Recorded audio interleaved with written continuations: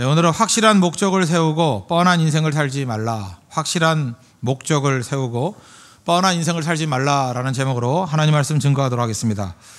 이 다니엘에 관해서 우리가 크게 보면 세 가지로 접근했으면 좋겠습니다. 첫째, 신앙이란 게 뭐냐 하면은 유연성이 있어야 됩니다. 유연성. 또 다른 말로 하면 설득하고 설득당하는 인생이 되는 거, 그게 중요하다는 것입니다. 오늘 아침에도 말씀을 드렸죠. 하늘 지혜를 가지면 온유함을 갖게 된다고. 온유함을 갖게 된다는 게 무슨 얘기입니까? 상대방을 용납하고 인정해주고 경청하고 그러면 샬롬이 임한다는 거 아니에요. 믿음이라는 건 그렇게 매력적인 사람이 되는 것입니다. 그래서 설득이라는 게 굉장히 중요한 거예요. 유연성.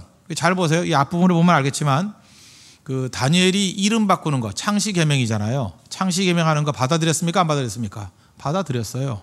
그죠? 그 다음에 그 바벨론식의 교육받는 거 받아들였어요? 안 받아들였어요? 다 받아들였어요. 그렇죠. 유연성이 있죠. 뭐 그렇게 죽고 살 문제 아닌 것들은 다 받아들였더라고요. 한마디로 말해서 다니엘은 꼴통은 아니었어요. 그죠? 근데 가끔마다 우리는 보수라 그러면서 진짜 꼴통이 있다고, 꼴통들이. 그죠? 뭐 아무거나 다 지켜야 되고 생명 걸어야 되는지 아는데 뒷부분에 나와야 되지만 유연성이 있었고 또 하나가 뭐냐면 굳건함이 있었어요. 그건 뭐냐? 우상에게 바쳐진 재물 안 먹겠다는 거죠. 음식 안 먹겠습니다. 이건 굳건함이에요. 그러니까 첫 번째 우리가 신앙이란 건 뭐냐 하면 이 유연성이 있는 거, 또 다른 말로 하면 그것이 온유함입니다. 온유함. 이게 하늘의 지혜라는 거예요. 그러니까 어떻게 보면 설득하고 설득당하는 부분이 있는 거, 이게 중요하다는 것입니다. 우리 보통 설교를 그 설교학 시간에서는 선포라고 가르칩니다. 선포란 말이 캐리그마, 이렇게 선언한다는 거예요. 듣거나 아니 듣거나 하나님 말씀을 선포해야 된다. 맞습니다. 캐리그마가 있어요. 뭐 다 이해하는 것만 증거되는 게 아니라 우리 마른 뼈 환상도 있잖아요. 죽어있는 뼈들에게 말씀 증거해야 돼요. 뼈들이 뭐 알아듣나요? 알아듣지 않더라도 말씀을 증거해야 살아나거든요. 갓난아기들 말 못 알아듣죠? 못 알아들어도 알아듣는다고 믿으면서 말을 해줘야 애들이 말문이 열려요. 왜 우리가 원어민에게 배우면은 언어가 빨리 되죠? 걔네들 한국말을 모르니까 그냥 알아듣는다고 생각하면서 막 지 말로 떠들어. 그러니까 들리는 거예요. 근데 한국 사람은 수준을 알잖아요. 그래서 한국말로 잘 설명해주고 마지막에 가서야 귀가 열리면 영어로 해주겠다. 절대 안 들리는 거예요. 그러니까 중요한 게 겁니다. 마치 알아듣는 양 그저 이렇게 얘기를 해줘야 돼요. 목사도 마찬가지예요. 성도들이 다 모르지만 다 이해를 하는 양 이렇게 설교를 해야 돼요. 그죠? 그러면 괜히 끄떡끄떡하고 싱글싱글 웃고 리얼리 그러지만 못 알아들은 거 알아요. 그죠?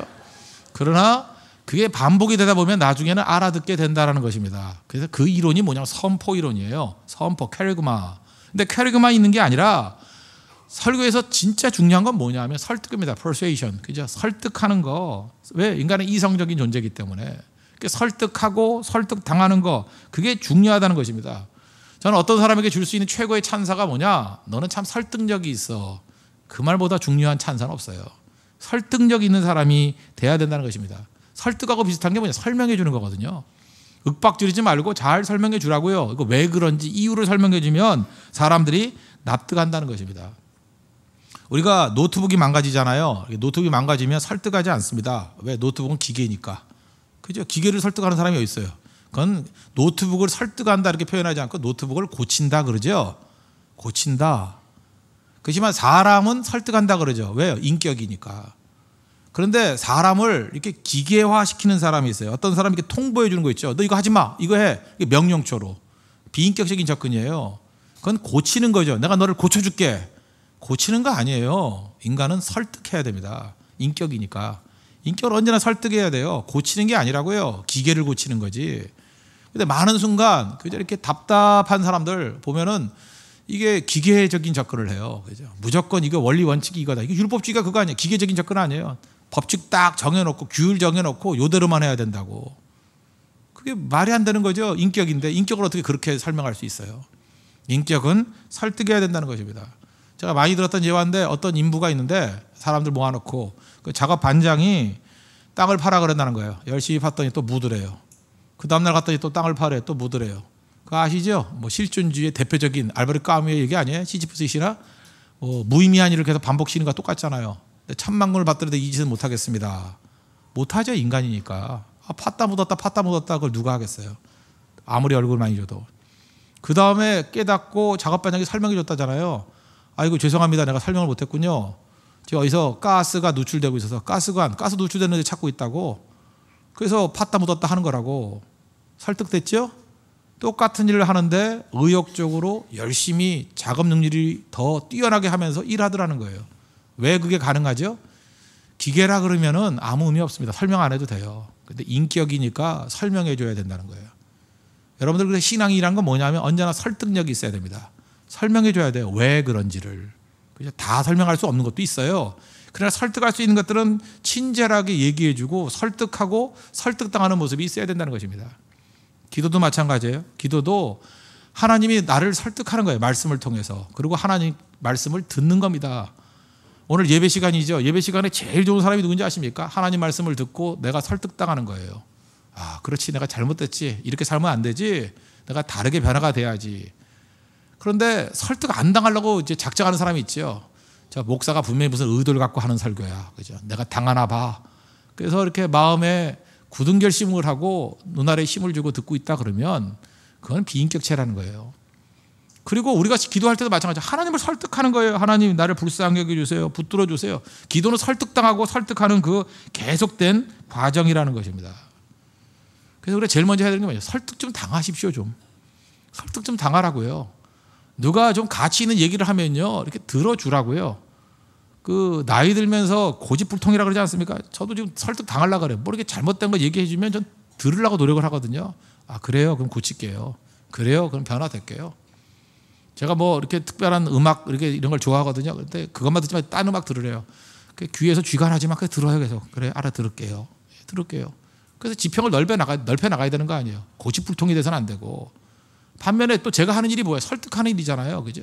계속 설득해야 되고 설득 당해야 되고 그러다가 하나 되는 모습이 있다라는 것입니다. 저는 창세기를 보면서 이삭이 좋은 성격이잖아요. 이삭은 진짜 온유한 사람이었습니다. 왜 온유한지 알아요? 하나님 말씀을 듣고 설득 당해요. 난 이게 감격이었어요. 창세기 26장 2절을 보니까 여호와께서 이삭에게 나타나 이르시되 애굽으로 내려가지 말고 내가 내게 지시하는 땅에 거주하라. 애굽에 갈라 그랬더니 아버지 닮아가지고 원래 부전자전 그러잖아요. 아버지도 수틀리면 맨날 애굽 갔잖아요. 그런데 이삭에게 하나님께서 말씀하셨어요. 애굽으로 내려가지 말고 내가 내게 지시하는 땅에 거주하라. 이삭이 아브라함보다 뛰어난 점이 바로 이거예요. 설득 당해요. 예, 알았습니다 하고 순종하고 안 가잖아요. 이 창세기 26장 2절에서 뭐 그렇게 크게 은혜 받는 사람 별로 없어요. 근데 저는 너무 은혜가 되는 거예요. 이삭은 이렇게 설득되는 인생이구나. 성경을 읽을 때도요, 또 말씀을 들을 때도 항상 그게 필요하다고요. 하나님 내가 설득당하기를 원합니다. 그죠? 그래서 설득당하는 사람들은 유연성이 있잖아요. 그래서 얼마든지 다른 사람을 설득할 수 있다는 것입니다. 그래야 되는 거예요. 그래야. 우리 한국 사회를 보십시오. 옛날부터 무슨 뭐 당파 싸움을 하도 많이 해서 그런지 모르지만 뭐 목에 칼이 들어와도 이런 소리 이제 제발 하지 말아요. 목에 칼이 들어오면 그냥 살려주세요. 그래야지. 그 칼이 들어와도 자꾸 떠들면 돼요? 그 자꾸 죽으면 안 되죠. 그거. 그죠? 뭐 싸워야 될 거 같고 싸워야 될 거 아니에요. 그래서 어떤 거 부드러우면 일리가 있으면 그 들어주고 해야 되는데 이건 뭐 옛날과 똑같아요. 진영 싸움이 돼가지고 한쪽 진영 우리 편이냐 아니냐 그게 더 중요한 거죠. 그리고 말도 안 되게 그냥 윽박지르고 그냥 고집불통이고 언제 이게 깨지지? 망해야 정신이야. 망해야.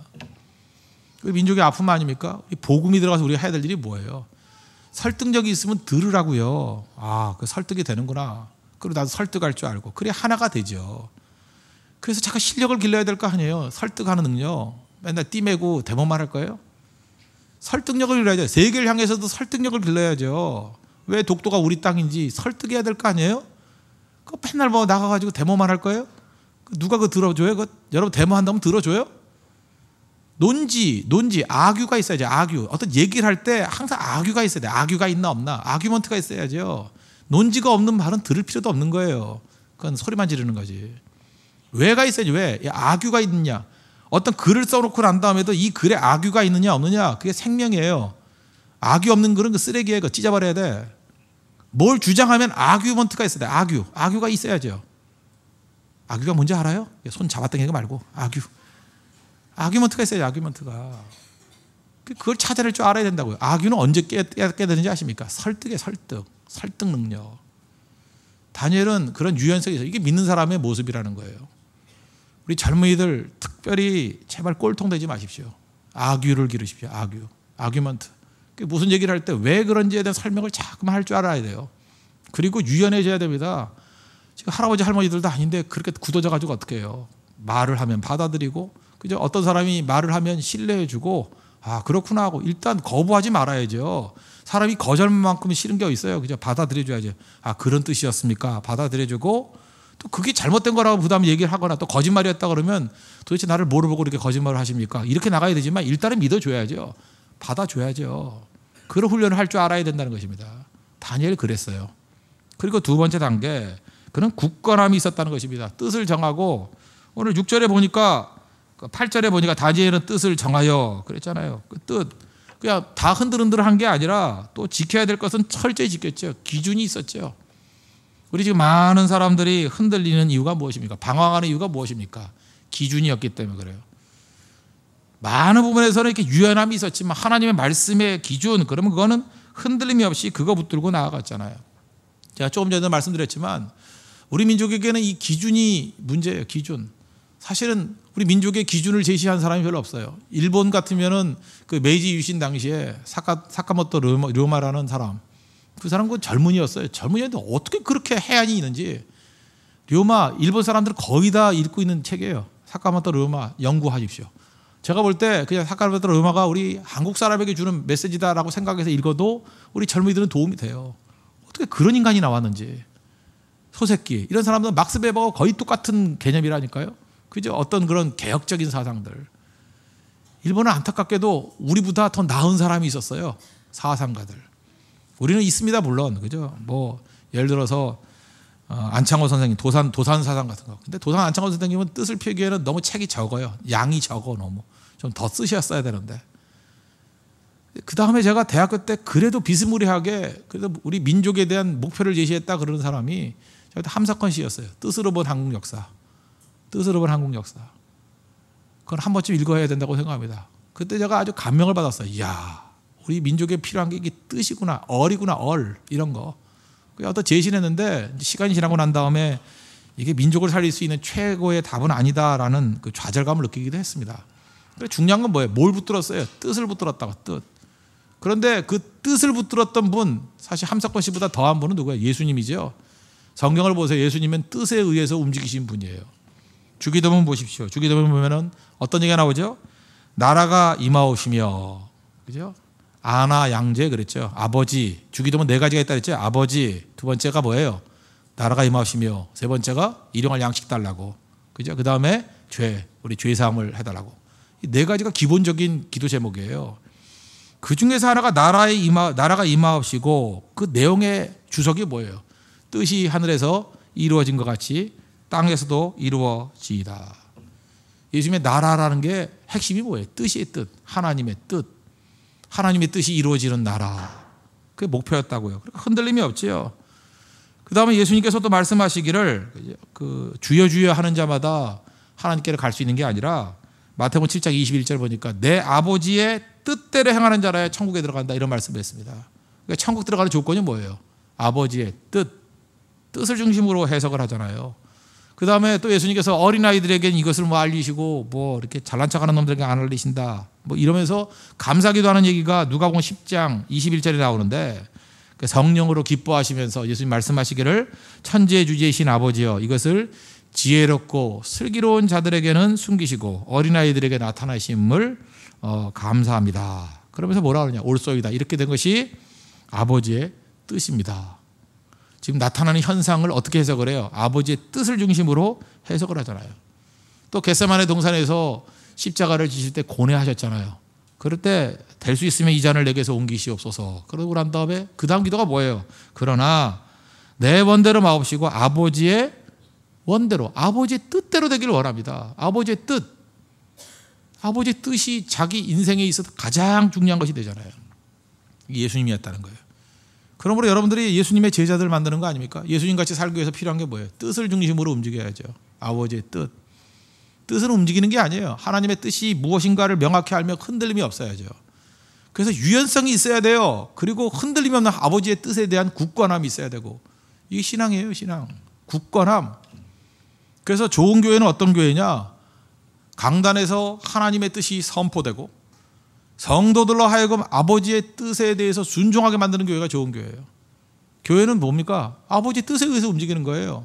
그래서 교회에서는 민주주의 아니에요. 무슨 뭐 여러 사람 모여가지고 뭐 다수결이해서. 교회가 무슨 놈의 다수결이에요? 교회는 다수결 아닙니다.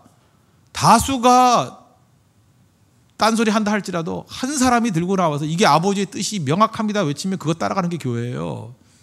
교회는 민주주의 아니에요. 교회는 아버지의 뜻에 의해 움직이는 거죠. 아버지의 뜻. 그렇죠. 이스라엘 백성들 대다수가 엉뚱한 짓 했지만 모세가 아버지의 뜻 붙들었을 때 이스라엘 공동체는 뜻에 의해서 움직였잖아요. 그게 신앙 공동체라고. 개혁주의가 뭔데요? 유치원 꼬마라 할지라도 이것이 하나님의 뜻입니다 하라고 성경 들고 나오면 아멘하고 따라가는 게 개혁주의인데요. 그게 교회입니다. 엉뚱한 소리 하지 마십시오. 교회는 민주주의 아니에요. 아버지의 뜻이 중심에 이루어지는 거예요. 사도 바울이 그렇게 흔들림이 없었던 이유가 무엇입니까? 뭐 서신서 앞에 보세요. 에베소서 1장 1절 예를 든다 그러면 하나님의 뜻으로 말미암아 그리스도 예수의 사도된 나 바울은 이렇게 나와요. 내가 누구라고요? 아버지의 뜻에 의해서 사도되었다. 그러면 여러분들 자기 자신을 정의할 때 어떻게 정의해야 되냐? 아버지의 뜻을 가지고 정리해야 돼요. 하나님 아버지의 뜻이 이건데 그걸 위해서 내가 부르심 입었고 내가 이러한 이런 일을 합니다. 그럴 때 제일 강력한 인생이 될 수 있다는 것입니다. 여러분 아버지의 뜻을 붙들고 아버지의 뜻대로 살아갈 수 있는 우리 하나님의 종 되기를 바랍니다. 그런 관점에서 1장 8절 다시 보세요. 다니엘은 뜻을 정하여 왕의 음식과 그가 마시는 포도주로 자기를 더럽히지 아니하리라 하고 자기를 더럽히지 아니하도록 환관장에게 구하고. 여기서 아버지의 뜻, 하나님의 뜻 그런데 뜻을 정하여. 근데 영어 성경 보니까 Daniel purposed in his heart. 그의 마음 가운데 purposed 목적을 세웠다. 목적을. 그래서 영비권에서 나온 책들은 뜻이라고 번역되지 않고 전부 다 purpose로 번역되어 있어요. 목적. 대표적인 거 리워렌이 쓴 책 있죠. 목적이 이끄는 삶, 목적이 이끄는 거에 purpose driven church, purpose driven life. 뜻이 뭐예요? 이게 우리식으로 번역한다 그러면 뜻에 의해서 움직이는 인생, 뜻에 의해서 움직이는 교회 그런 뜻이에요. 근데 그걸 직역을 해버렸죠. 목적이라고. 목적. 자, 아시겠어요? 거기서 서양 사람들이 말하는 목적이라는 게 뜻의 뜻, 아버지의 뜻. 아버지의 뜻이라고 뜻. 우리 말씀이 더 훨씬 원어에 가까워요. 우리 한국말이 참 멋진 말이에요. 영어보다. 원래 purpose 아니에요. 원래 뜻이야 뜻. 아버지의 뜻이거든요. 근데 영어에서는 뜻이 뭐예요? 뜻이 번역할 게 뭐 있어? 여기 영어 잘하는 사람, 선생님들 뭐라고 번역할까? 뜻을 thinking? 그거예요? 뭐라고 번역할 거야? 그거 아니잖아요. 뜻이 뭐예요? 왜 말을 안 해? 뜻이 뭐냐고 영어로도 뜻이에요. 번역할 말이 없어. 뜻이에요. 뜻을 뭐라고 번역할 거예요? 뭐 여기 dream도 포함되어 있죠. 그죠? 이게 꿈도 포함되어 있고 thinking도 포함되어 있고 purpose도 포함되어 있고 알 수 없는. 근데 그 히브리 원어하고 비슷한 게 뜻이 더 가까워요. 뜻이. 그 안에 스피릿이 있는 거거든. 스피릿. 그죠? purpose 그러면 스피릿은 좀 약하잖아요. 그죠? 어떤 과정이라고 생각하잖아요. goal로 생각하잖아요. 한국말이 참 멋진 말이에요. 뜻의 뜻. 그래서 뜻에 의해서 움직이는 사람만큼 강한 인생이 없다라는 것입니다. 그래서 여러분들 항상 잊지 말게 하나님의 말씀 앞에서 이 뜻을 중심으로 굳건하게 서 있는 백성이 될 때 흔들리지 않는다는 것입니다. 그래서 여러분들 젊었을 때 하나님 말씀을 듣는 게 왜 중요하냐? 잠깐만 여러분 유연해져야 돼요. 그죠? 이렇게 책 한 권 읽은 사람 되면 안 되고 잠깐만 유연해져 가지고 나는 틀릴 수 있다. 또 나는 언제나 그죠? 새로운 걸 배울 수 있다. 그래야 이게 유연해야 배우죠. 자꾸 배우죠. 잘 배우고 그러나 기준이 있어야 된다고. 기준은 하나님의 말씀이에요. 하나님 말씀이라는 이 기준을 가지고 이게 못이라 그러면 거기다 옷 갖다 거는 거예요. 계속 하나님 말씀의 기준이에요. 그래서 하나님 말씀을 가지고 흔들림이 없는 모습 속에서 유연하게 세상에 있는 모든 학문을 다 품을 수 있다고. 다니엘 보세요. 하나님의 뜻을 정하고 난 다음에 바벨론 학문 다 배웠잖아요. 이름 다 바꾸고 유연성을 다 했잖아요. 그렇지만 흔들림이 없잖아요. 네 왕조에 걸쳐서 총리할 수 있는 그런 강력함이 있었잖아요. 유연하되 굳건함. 두 가지가 같이 있는 인생이 돼야 된다는 것입니다. 여러분 그 인생 그런 그 두 가지의 그 같이 움직이는 능력이 나타나는 우리 믿음의 종 되기를 바랍니다. 그 다음에 세 번째 단계는 뭐냐면 그러나 신선함이 있어야 된다는 거예요. 그죠? 신선한 건 왜 신선하냐? 세상 사람과 다르거든요. 다른 거라고요. 그래서 뻔하지 않은 인생을 살아야죠. 뻔하지 않다는 게 뭐예요? 세상 사람들은 둘 중에 하나예요. 유연하면 유연하든지, 아니 굳건하면 굳건하든지, 꼴통이면 꼴통이든지, 아니면 우유부단하면 우유부단하든지. 근데 우리는 그 안에 신선함이 있어요. 신선함. 그래서 세상 사람들과 다른 의외성이 있다고요. 뻔하지 않아요. 대표적인 예. 그래서 하나님 앞에 믿음이 있잖아요. 그러니까 사도행전 16장 같은 데 보면은 그 빌립보 감옥에 갇혀 있습니다. 감옥에 들어갔으면 대부분의 사람들은 어떻게 해요? 울고 불고 난리치는데 바울과 실라는 기도하고 찬송하더라. 죄수들이 듣더라. 놀란 거 아니에요? 뻔하지 않죠? 우리 성도는 그런 모습을 보여줄 줄 알아야 된다는 것입니다. 예를 들어서 어떤 요즘에 그런 거 없겠지만 어떤 공무원이 이렇게 허가해 주는 장소에 들어갔어요. 그 장소에 들어가면 1년이면 집 한 채씩 산대. 그런데 1년이 돼가지고 집 한 채를 사는 사람이 있고 1년이 되는데 아주 유능해서 집 2채를 사는 사람이 있고 아주 열심히 뇌물을 받아가 집 3채를 사는 사람이 있어요. 그래 봐야 놀랄 거 하나도 없죠. 그런데 어떤 크리스찬이 들어갔는데 1년이면 집 한 채가 생기는 자리인데 3년이 돼도 집이 안 생겨. 그럼 처음에 욕하겠죠. 비난하겠죠. 저 바보. 딴 사람은 1년이면 집 생기는데 3년이 돼도 집이 안 생겨. 5년이 돼도 집이 안 생겨. 그럼 사람들이 두려워하기 시작해요. 7년이 돼도 집이 안 생겨. 공포예요, 공포. 10년이 돼도 집이 안 생겨. 그럼 거의 무릎 꿇고 절하는 대상이 된다고요. 아시겠어요? 그게 성도의 모습이에요. 정도는 시간 테스팅을 받아야 됩니다. 시간이 지나도 세상과는 전혀 다른 거. 그걸 뭐라 그러죠? 거룩이라 그래요. 거룩. 하기오스. 거룩. 성도의 거룩은 거룩이라는 게 구별됨이라는 거거든요. 다르잖아요. 그래서 여러분 처음엔 비슷해 보이지만 시간이 가면 갈수록 달라지는 거. 그게 성도의 능력이라는 것입니다. 그래서 상식을 깨는 사람 되십시오. 뻔한 걸 깨버리십시오. 젊은이들 새벽기도 못 나온다. 누가 그래요? 새벽에 나오면 되는 거지. 그렇지 않아요? 우리 지금 철학기도 할 때도 마찬가지예요. 철학기도를 어떻게 하냐요? 요즘에 바쁜데. 내가 볼 때 토요일날 다 노는데 거의.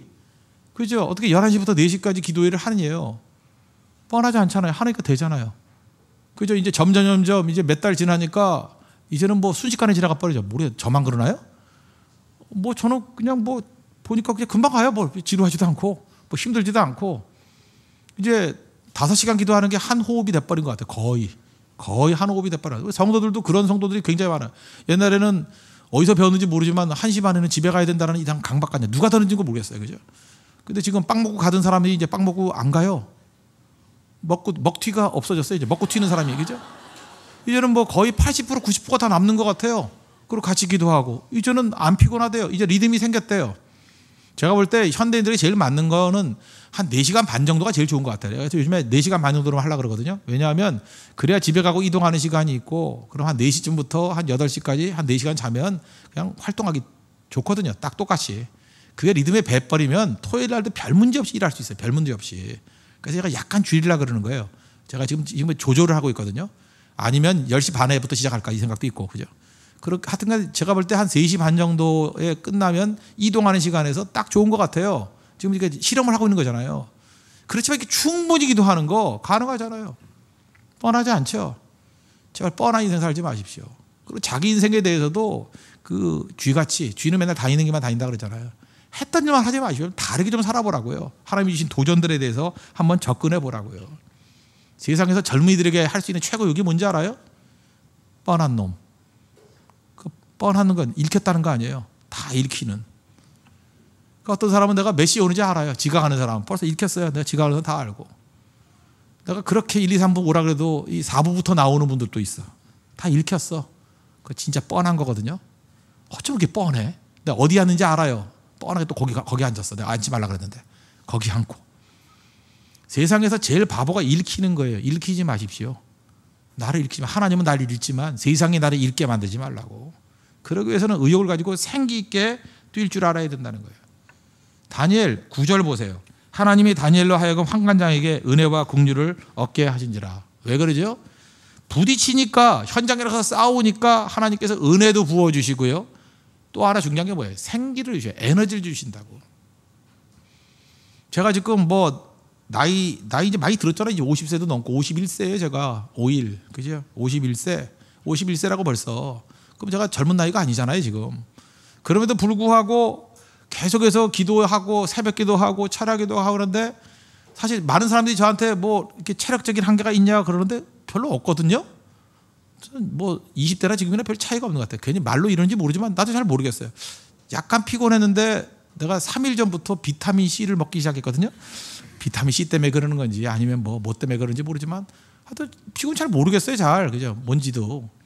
그 이유가 뭘까 하는데 저는 비타민 C라고 생각하지 않고 성령이 주시는 능력이라고 생각해요. 그죠? 현장에서 뛰고 부딪히니까 계속해서 새 능력을 주시잖아요. 의욕을 주시잖아요. 다니엘 봐요. 부딪히니까 환관장에 은혜 얻게 하시고 부딪히니까 능력 주시고 그 친구들 뒤에 나오죠. 부딪히니까 푸른 불 가운데서도 걸어 나오게 만드시고 다이나믹스 이건 누구에게 생기느냐? 부딪히는 사람에게 생긴다는 것입니다. 예수님 십자가에 달리실 때 그죠? 이게 부딪히잖아요. 뭐 이 잔을 내게서 옮기시옵소서. 그 다음에 뭐라 그래? 까지가 싫으면 간둬요. 내가 마시죠. 그러고 가잖아요. 예수님이. 성경에는 뭐 내 뜻대로 마옵시고 아버지의 뜻대로 하지만 그건 고상한 표현이고 알았어요. 짓게 그런 거 아니에요. 그죠? 간다 가. 그거 아니에요. 간다 가. 예수님 잡으러 온 놈들이 있었어요. 죄송합니다. 놈이라 그러게. 온 분들이 계셨어요. 온 분들이 계셨는데 마가복음 14장 42절. 나는 이 구절이 너무 멋져요. 이게 NIV 성경, 뉴 인터내셔널 버전은 이렇게 번역돼서 일어나라, 함께 가자, 보라, 나를 파는 자가 가까이 왔느니라. 한글 성경이 이렇게 돼 있어요. 일어나라, 함께 가자, 보라, 나를 파는 자가 가까이 왔느니라. 이렇게 세 문장이 나오는데 NIV 영어 성경이 이렇게 됐어요. Rise, 느낌표. 이게 성경에 느낌표가 있어요. 그죠? Rise, 느낌표. 그 다음에 Let us go, 느낌표. 그 다음에 Here comes my betrayer, 느낌표. 너무 통쾌한 거예요. 제가 지금 더 크게 하려고 그러다가 목이 아파하지 않았는데 일어나라, 느낌표. 그죠? 함께 가자, 느낌표. 보라, 느낌표예요. 그죠? 나를 파는 놈이 왔다고. 그때 여기서 NIV에서 지금 이 느낌표를 넣었던 이유가 뭐예요? 예수님의 그 생기. 예수님이 뭐 나를 파는 자로 왔더니 이게 쪼그라들어가지고 야 일어나라, 야 잡혀가자 뭐 이러고 쫄은 게 아니에요. 쫄지 마. 그게 아니에요. 쫄지 마가 아니라 예수님은 담대했다고요. 잡으러 왔던 놈들한테 뭐라 그래? 일어나라. 그죠? 함께 가자. 그래 보라, 나를 파는 자가 왔도다. 얼마나 자신만만했는지, 그죠? 의욕이 넘쳐, 생기가 넘쳤는지 깜짝 놀라가지고 엎드릴 거 알지? 엎드려가지고 너 누구 찾으러 왔냐 그랬더니 예수님 찾으러 와서 내가 예수다. 그죠? 얘가 예수다 그랬더니 쫄아가지고 지들이 잡으러 온 놈들이 엎드려가지고 벌벌벌 떨고 있잖아요. 이게 생기예요, 생기. 잡혀가는 사람조차도 이 생기가 있는 거고 하나님 백성이라는 것입니다. 그래서 여러분들 어떤 상황에 놓인다 할지라도 이 생기, 신선함 이거 놓치지 마십시오. 활력 놓치지 마십시오. 제발 피곤해서 이렇게 늘어진 맨날 중간에 도망치고 이런 거 하지 말고 일어나라. 느낌표가 있어요. 느낌표. 그냥 인생에 느낌표가 있어야죠. 계속. 얼마 전에 그 뭐 북한에서 내려왔다가 돌아가신 분 있죠. 황정엽 씨. 옛날에 그 방송에 나오는 거 보니까 그렇게 나오대요. 이 사람은 예수님 영접한 거 알죠? 예수님 믿었어요. 그 다음에 이분은 금요일마다 금식을 했어요. 금요일마다 금식을 했다고. 이 황정엽 씨가 그 주체사상 맞는 사람 아니에요. 철학자라고. 이 사람 철학자. 그 주체사상 사실 그 내용 자체가 굉장히 시스테믹한다고요. 그 굉장히 멋지게 만든 것 중에 하나잖아요. 그죠? 철학자라고, 철학자. 근데 이 사람이 금식을 하는데 왜 금식하냐 그랬어요. 그랬더니 대답이 너무 멋져. 자기 자신도 못 이기면서 무슨 혁명을 합니까? 그랬어. 와, 공포. 나 그 다음부터 내가 이분 이 얘기 듣고 난 다음부터 내가 철야기도 새벽기도 안 빠지고 작정했어요. 새벽기도도 못하면서 무슨 혁명을 합니까? 그거 같이 똑같다고. 철야기도도 안 하면서 무슨 놈의 혁명을 합니까? 그죠? 아니 공산주의 하던 사람들 이렇게 나가는데 그죠? 흐리멍텅하게 무슨 예수혁명 하겠어요? 우리 예수혁명 하는 사람들 아니에요? 그렇지 않아요? 이 난간과 어려움도 이겨내는 사람들 아니에요? 그렇다면 이런 다이나믹스가 있어요. 생기가 있어야죠. 하나님 주신 능력 가운데 나아가는 모습이 있어야 된다는 것입니다. 그래서 이 다니엘에게서 느끼는 게 뭐예요? 생기죠. 생기. 신선함. 그냥 남들과 똑같은 길 안 가라면서 싱싱함. 고기 안 먹어도 얼굴에 윤기가 흐르고 다르잖아요.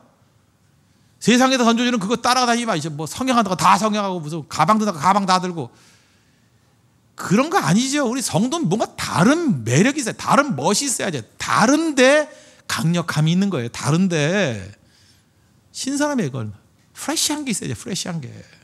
그게 성도의 능력이라는 것입니다. 오늘 다니엘에서 1장이 우리가 보여주는 이 세 가지 꼭 잊지 마십시오. 제발 예수 믿는 사람 신앙인은 유연성이 있어야 됩니다. 유연성. 오늘 아침 표현에 의하면 온유한 자가 되는 겁니다. 온유한 자. 그래 샬롬이에요. 설득당하고 설득할 줄 아는 인생 되십시오. 제발 꼴통되지 마십시오. 설득당하고 설득하는 인생. 설득력 기르십시오. 아규가 있어야 돼요. 아규먼트가 있어야 돼요. 아규 없는 글 하지 말고 말을 해도 집에 아규가 있어야 돼요. 제발 앞뒤 맞지도 않는 소리 좀 떠들지 말라고요. 잡다한 거 긁어 모아가지고 그것도 글이라고 그것도 논지라고 얘기하지 말라고요. 아규도 없어요. 아규. 이 바보들이. 유연성 걸려야 됩니다. 유연성. 그다음 두 번째 우린 뜻이 있잖아요. 아버지 하나님의 뜻이라 그러면 흔들리면 굳건함이 있어야 돼요. 유연성, 굳건함. 그리고 현장 속에 들어가서 부딪힐 때 하나님에게 주시는 생기와 에너지가 있습니다. 신선함이 있어요. 신선함. 다이나믹이 있어야 된다고요. 그 현장 속에 승리하는 믿음의 신실한 영 되기를 축원합니다. 기도하겠습니다. 이 시간은 우리 다니엘과 같이 우리에게도 이 세 가지 균형 잡힌 인생 되기를 원합니다. 유연성이 있고 굳건함이 있고 또 무엇보다도 현장 속에서 하나님이 주시는 생기가 있는 신선함 가지고 설 수 있도록 해달라. 다 같이 하나님 간구하도록 하겠습니다.